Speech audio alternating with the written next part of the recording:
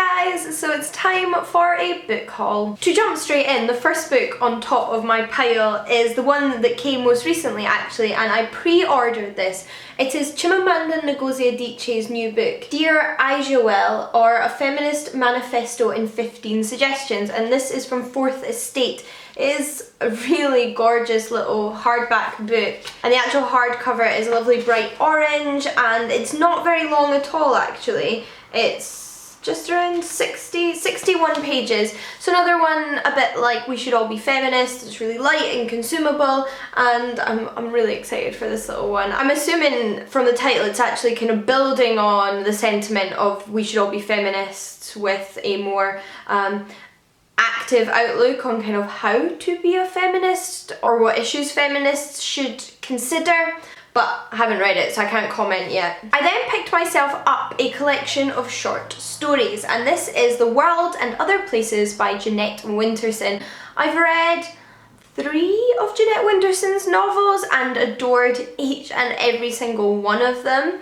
I haven't read any of her short stories yet, but given that one of the things I love about her is her prose, I am sure I'm going to love her short stories. I also love these older editions from Vintage. They have started a new range since these editions, so whenever I do see these in bookshops, I seriously consider picking them up because I don't think they're still in print and I just love them. I have Sexing the Cherry in this edition, and I would love to own all of her books in these editions, but I also guess though I wouldn't ever be able to because she keeps bringing new ones out. But when I do see them, it is definitely a sign. I then have 2 books I picked up when I was out with Jen and Lauren, and actually, well, Lauren had left by the point that I bought these books, so we'll blame Jen.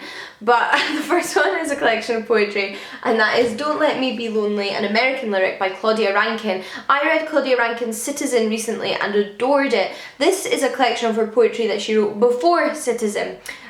So I'm assuming it's on similar themes though, race and racism in the modern world, but given that this one was written quite soon after 9/11, it was written in a different context than her more recent one, so it will be really interesting to read another collection of her poetry which is so visceral and political, and I'm really excited for it. I also love these editions from Penguin. That day I also picked up a book that you saw in my TBR video for the spring, and one I'm sure you're all really excited for like me, and that is Cassandra by Christa Wolf. This is translated from German originally, and their translator is Jan van Heurk, and this one just sounds amazing. My dad's read it and recommended it to me, so I thought I would pick up a copy, and it's a retelling of the Greek myth of Cassandra. Cassandra was a prophet cursed by the gods to not only be a prophet but for nobody to ever believe her prophecies, and she was also one of the daughters of the king of Troy, and after the Greeks win the Trojan War she becomes a captive of Agamemnon,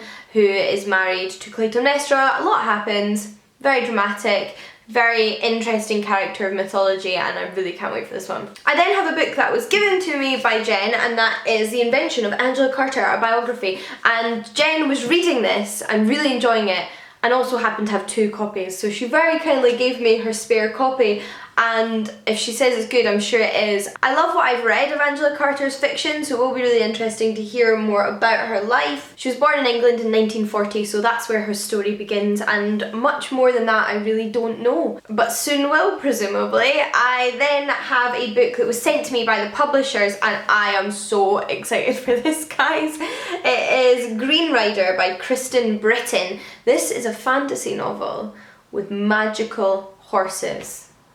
I'll let you process that. I believe there's a group of people called the Green Riders who are sort of magical royal messengers, and our protagonist comes across one of them right at the beginning of the book who is on their deathbed. They're dying by themselves with their horse, and he kind of hands over his mantle to her and she has to continue on with his quest. I don't really know what happens in the storyline at all, but it's a book I've seen a few times in the bookshop and been really intrigued by, so I'm really looking forward to reading this one. I then finally picked myself up Paper Girls Volume 1. Everybody has raved about this graphic novel series to no end, and I can't believe it's taken me this long to pick it up.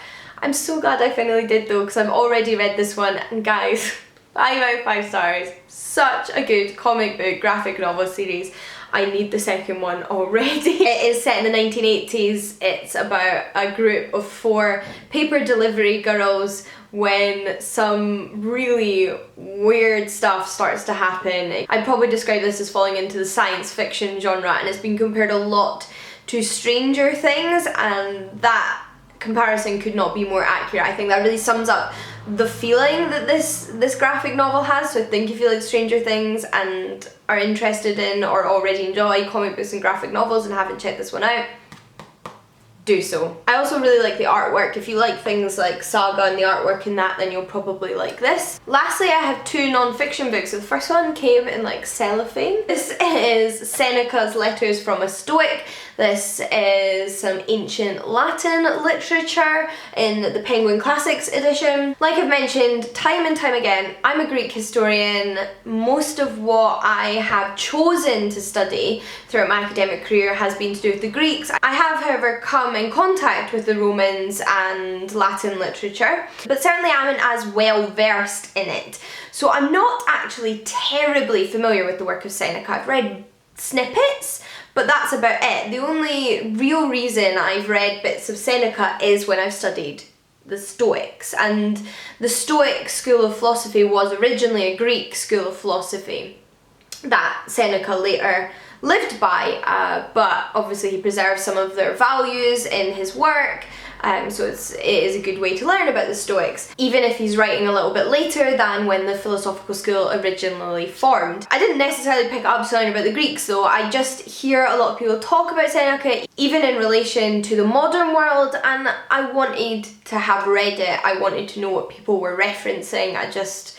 think it would be really interesting and a good one to tick off the list, and yeah, that's why I bought it. The letters themselves only make up about 200 pages, so it's not terribly long, and although I'm not a crazy big fan of studying Roman history, it's not my favourite thing to study, I do really enjoy Latin literature. Some of my favourite pieces of ancient literature are Latin literature, so maybe Seneca will become one of those. Lastly though, I have a more modern non-fiction book. This one's only 80 pages though, and that is Capitalist Realism, Is There No Alternative by Mark Fisher. I picked this up after seeing it on Nicola over at Robotnik's channel, which I'll link down below, and it's published by Zero Books.